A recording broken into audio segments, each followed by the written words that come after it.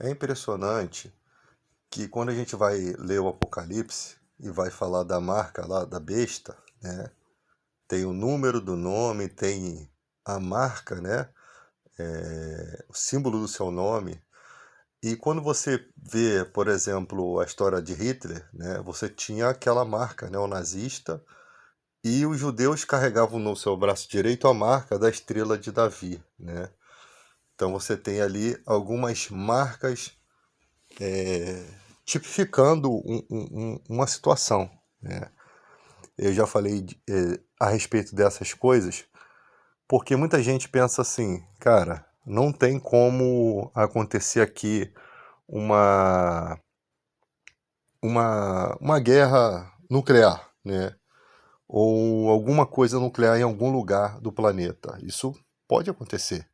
Nós não sabemos em que nível de história, em que momento da história a humanidade se encontra em aspectos apocalípticos. Eu acho que a gente está muito distante ainda dos aspectos apocalípticos. A única coisa que o relato que a gente tem é que no final do tempo a ciência se multiplicaria sobremodo, né? E a gente está vendo avanços científicos magníficos. Só que quando você vai para a cena do Apocalipse, lá, eu já falei sobre isso, você vai vendo ali pessoas recebendo uma marca que, com essa marca, é uma marca símbolo de adoração à besta, né? Você vai ter uma imagem que vai ganhar vida, né? E você vai ter questões espirituais ali de poderes desses seres, seres que vão estar recebendo poderes do dragão, que é Satanás, tá? Então o contexto espiritual já não vai ser mais um contexto assim não visto, vai ser uma coisa muito é, nítida aos olhos, até porque vai se exigir adoração, vai se ter uma imagem que vai receber vida. Isso nunca aconteceu em nenhuma fase da história bíblica, né? De uma imagem receber vida, essa imagem começar a ter vida, como é citado no Apocalipse. E não é uma tradução assim que você pode pegar e dizer, não, não é dessa forma. Ali está nítido, ali tem coisas implícitas ali que são nitidamente colocadas, né? Então, as coisas simples que você vai entender ali, as pessoas só vão poder comprar e vender com essa marca, ou seja, algumas pessoas não vão aceitar essa marca, não vão poder comer, não vão poder beber, não vão poder comprar, não vão poder participar do sistema do mundo, né? Essas pessoas possivelmente vão ser alvos de perseguição, vão ser alvos de quem, como acontecia lá na época de Hitler, quem que entregasse judeu ganhava um pouco de açúcar, né? Para tu ver a que ponto chegou ali a situação. É uma época mundial, né? Um evento mundial, ou seja, não sabemos se haverá tecnologia nessa época. É bem possível que não haverá muitas tecnologia. Você vê que a Bíblia ela foca um direcionamento para que só vai poder comprar e vender quem tiver a marca. Comprar e vender o quê? Alimentos. Porque uma época de grandes tragédias que virão no princípio das dores, né? Sinais do mar, sinais no céu, terremotos, nação contra nação, né? Guerras em todo canto, isso é princípio das dores. Com guerras vem problemas econômicos, com problemas econômicos vem decadência da humanidade, fomes, né? Dificuldades para se sobreviver. Então, petróleo, empresas, indústrias, essas coisas não funcionam num mundo colapsado, né? Então, quando fala que a marca só vai poder comprar e vender com aquela marca, está falando de pessoas que possivelmente vão continuar vivendo as suas vidas, mas com o básico de vida, e quem não tiver a marca não vai ter nem o básico para a vida, né? O que que elas vão comprar e vender? O que tiver disponível. E o que que você se preocupa mais em um momento decadente da vida? Comida, água, uma casa para viver, calor, aquecimento, né? Se você mora num lugar muito frio. Então, a gente não sabe se, por exemplo, uma guerra nuclear pode destruir partes de lugares e essas pessoas sejam obrigadas a morar em uma outra nação. e essas nações vêm a morar, e essa contaminação pode chegar em outras áreas, de forma que o povo vai começar a se agregar em um continente ou em alguns países, né?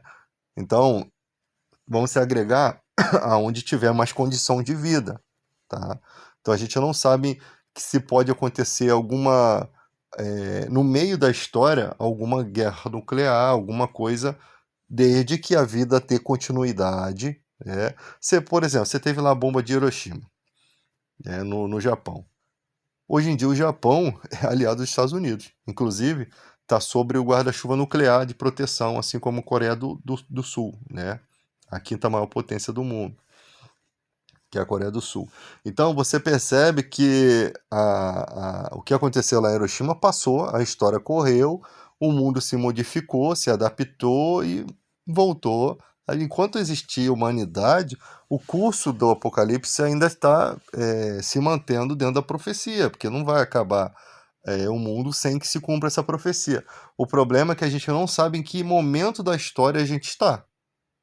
Na época de Jesus, quando ele fala do abominável da iniquidade, ele está dando uma mensagem para o povo judeu, possivelmente. No momento da destruição do templo, no momento da reconstrução do templo, quando estava tudo magnífico, as pessoas se orgulhavam do templo, né?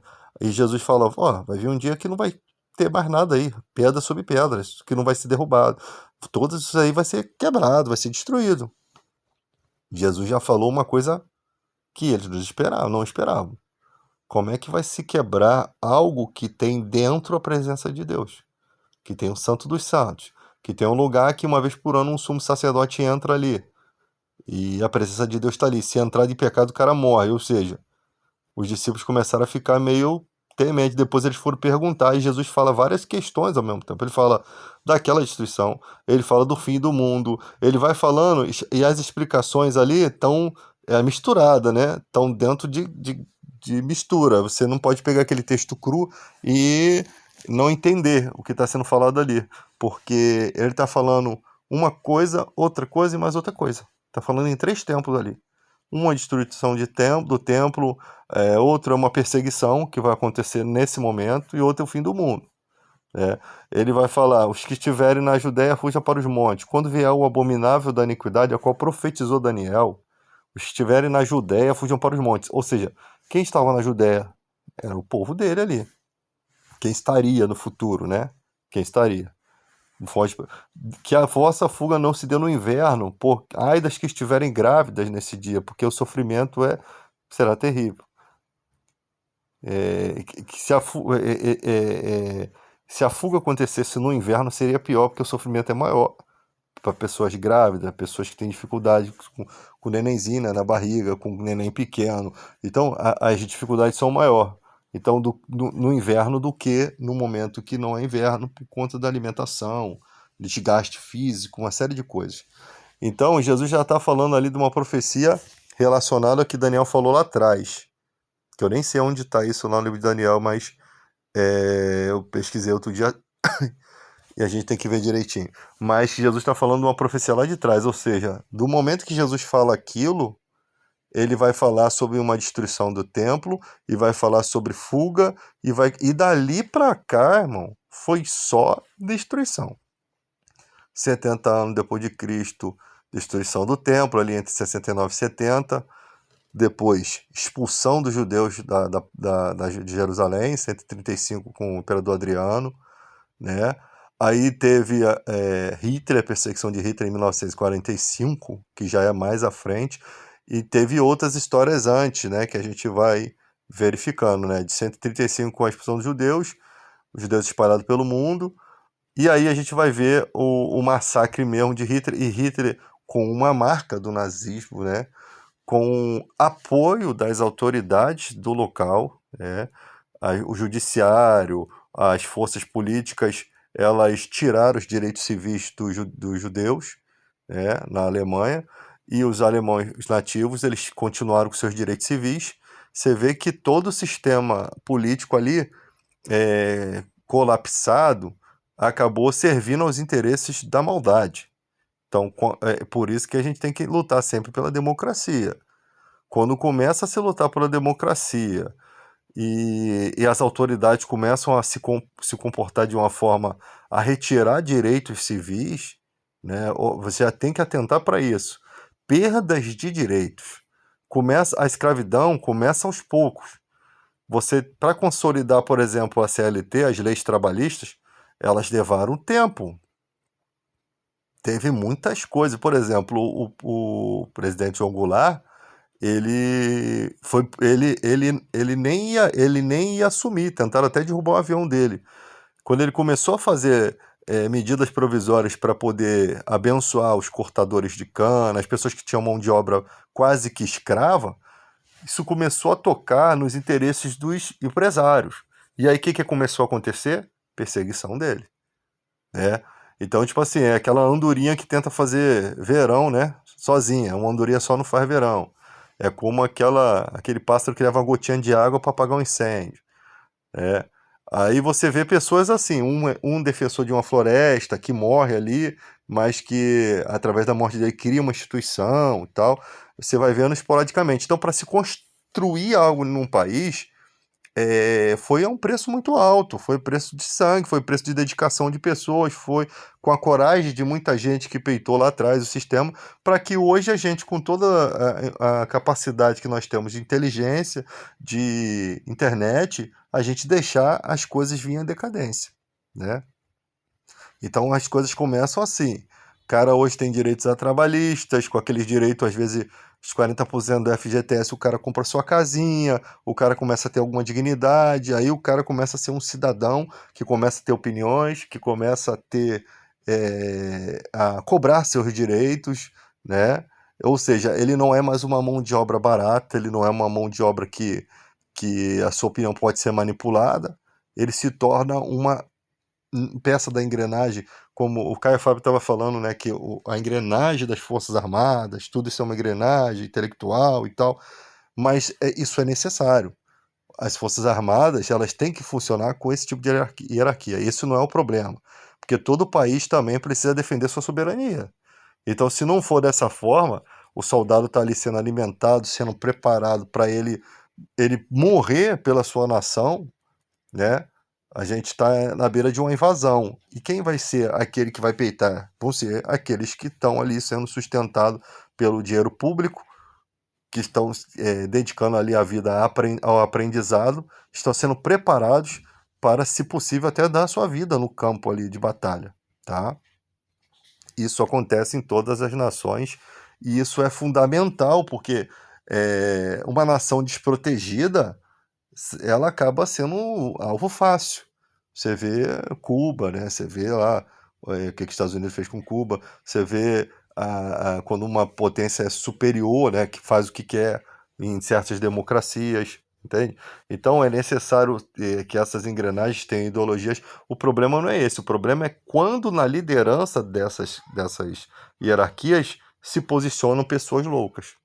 Quando Hitler se posicionou ali com um discurso que foi recebido num momento em que os alemães estavam fragilizados, né, ele aparece como uma suposta solução, as autoridades da época ali facilitaram para ele. Hitler não quebrou leis para fazer aquilo. Ou seja, judiciário, sistema político estava totalmente subvertido, tirando os direitos civis dos judeus, e ali aconteceu essa facilidade para que ele pudesse eliminar aquele povo.